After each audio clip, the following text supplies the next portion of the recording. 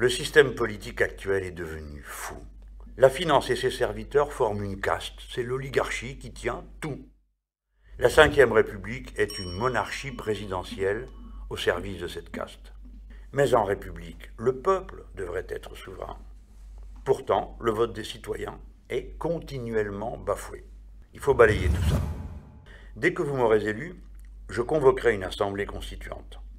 C'est elle qui sera chargée de rédiger la nouvelle constitution. Elle abolira la monarchie présidentielle. Dans la VIe République, le peuple aura le pouvoir de révoquer un élu en cours de mandat et d'autres droits fondamentaux nouveaux seront garantis. Par exemple, la libre disposition de soi, c'est une liberté fondamentale de la personne humaine.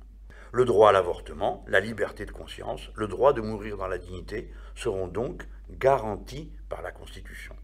Changer de système par les urnes et pacifiquement, par et pour le peuple. C'est ça la révolution citoyenne.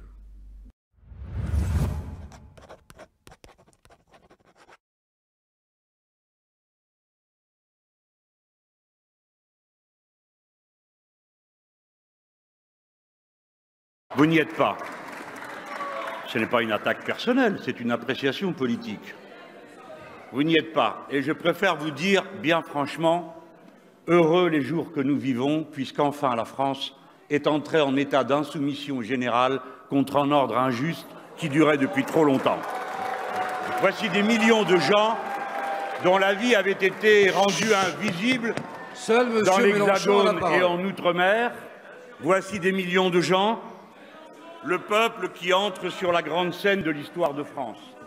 Et, clin d'œil de l'histoire, ce gilet jaune de la visibilité routière et des tenues de chantier est devenu en quelque sorte le nouveau bonnet phrygien des Français qui s'affranchissent de la résignation, de l'isolement et de ce silence meurtri des souffrances que l'on tait par dignité et pour ne pas céder.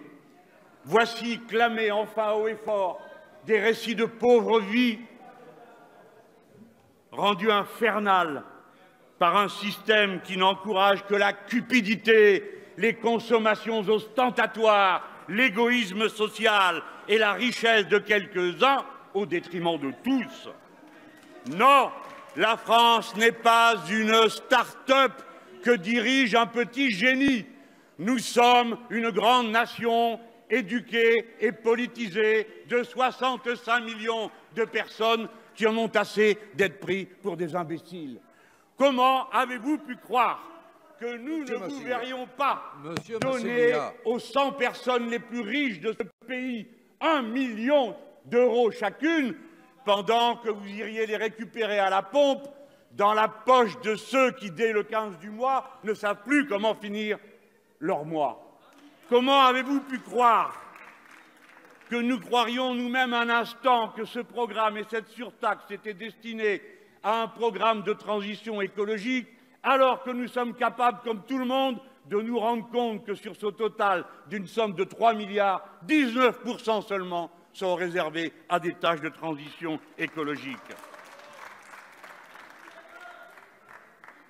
Comment avez-vous pu croire que nous ne trouverions pas la lettre que vous avez envoyée à la Commission européenne pour lui expliquer que les surtaxes que vous venez d'inventer sont destinées à compenser le manque à gagner dans le budget de l'État des sommes que vous avez copieusement distribuées aux riches?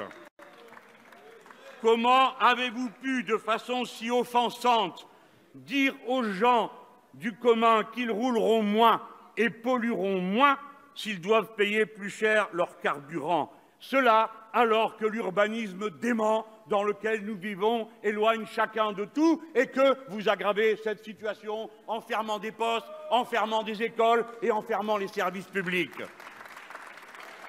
Les gens savent bien que s'ils roulent, ils ne peuvent pas rouler moins et par conséquent, faute de pouvoir rouler moins, alors ils mangeront moins, ils se soigneront moins et ils pourront moins s'occuper de ces petits bonheurs qui font la vie de chacun.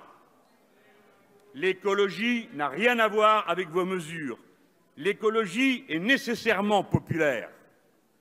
Il vous reste à comprendre qu'on ne peut pas être en même temps l'ami des riches et celui du genre humain. car les riches n'ont que des intérêts particuliers, et seul le peuple porte en bandoulière l'intérêt général. Qu'ont fait vos amis les riches des 3 milliards que vous leur avez donnés? Les ont-ils placés dans la production? Les ont-ils investis? Les ont-ils distribués en salaire? Non, ils ont tout mis dans la spéculation. Augmentez les salaires, augmentez les minima sociaux, et alors vous verrez cet argent circuler partout dans l'économie pour le bien de tous. Abrogez la surtaxe des carburants et rétablissez l'impôt de solidarité sur la fortune, car le moment est venu que les riches soient solidaires. Et pour le reste,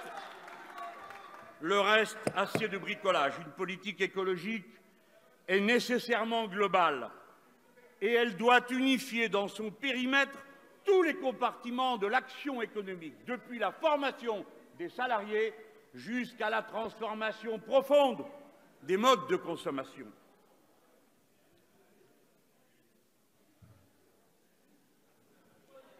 C'est pourquoi... Seul M. Mélenchon a la parole, s'il vous plaît. C'est pourquoi la planification écologique est incontournable et c'est par elle qu'il faut commencer plutôt que par un hachis de mesures dont on ne sait jamais comment elles s'emboîtent les unes dans les autres et quel sens, pour finir, elles se donnent.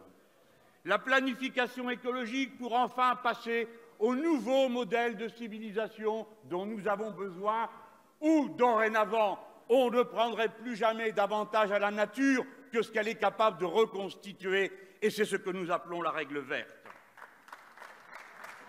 Nous voici aujourd'hui réunis pour voter sur votre déclaration. Nous ne savons pas bien sur quoi porte le vote, peut-être une confiance aveugle qu'on nous demande de vous faire, cela vous sera refusé. Nous ne croyons pas que vous entendrez un mot de ce que nous vous disons. Pourquoi? Parce que nous nous connaissons et que ce que nous disons et ce que disent à cette heure les gilets jaunes dans les cahiers de revendication que nous voyons. Nous les avons déjà présentés ici et vous nous avez déjà répondu. Nous vous avons proposé de taxer le carburant des compagnies aériennes et des bateaux de croisière, ce qui rapporterait autant que la surtaxe sur les carburants des pauvres gens qui ne peuvent faire autrement que d'aller en voiture. Vous l'avez refusé. Nous vous avons proposé d'interdire sur le champ le glyphosate. Vous nous l'avez refusé. Nous vous avons proposé un système d'impôt plus juste où l'on répartirait sur 14 tranches ce qui aujourd'hui pèse sur 5, c'est-à-dire pour l'essentiel sur la classe moyenne. Vous nous l'avez refusé. Nous vous avons proposé que les premières quantités de gaz, d'eau et d'électricité soient gratuites pour le commun qui ne peut s'en passer, car on ne peut se passer d'aucun de ces 3 éléments que je viens de mentionner. Vous nous l'avez refusé. Nous vous avons proposé que le plus haut salaire d'une entreprise ne soit pas supérieur à 20 fois plus que le salaire le plus petit, ce qui est la revendication de la Confédération européenne des syndicats. Vous nous l'avez déjà refusé. Nous vous avons proposé de taxer les ventes de maisons à plus d'1 million d'euros pour financer la rénovation des logements mal isolés. Vous nous l'avez refusé. Nous vous avons proposé de mettre en place le référendum d'initiative populaire pour proposer une loi, pour abroger une loi ou pour révoquer des élus. Vous nous l'avez refusé. Tout cela, c'est ce que vous retrouvez dans les cahiers de revendication. De même que cette 6e République, dont quelques-uns ici se moquaient volontiers à toutes occasions, voici qu'elle surgit de la demande populaire elle-même. Entendez que ce sont là les cris d'une époque, les cris d'un moment politique. C'est l'histoire de France qui est en train de se passer. Ce n'est pas juste un emmerdement dans votre mandat de parlementaire.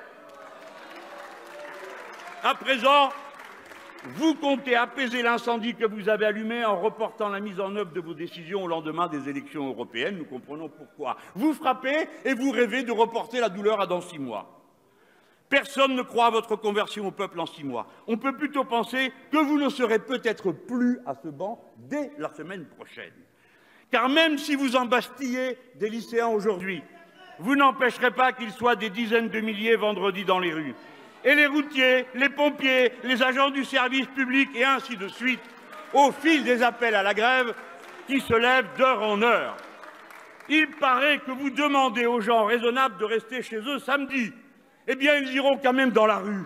Allez dire au monarque présidentiel que les gens raisonnables sont sur les ronds-points et dans les rues et qu'ils n'en partiront pas avant que vous ayez cédé pour de vrai ou que vous soyez partis. Cédez ou partez, et quand vous partez, cédez avant. Merci, Monsieur le Président Mélenchon.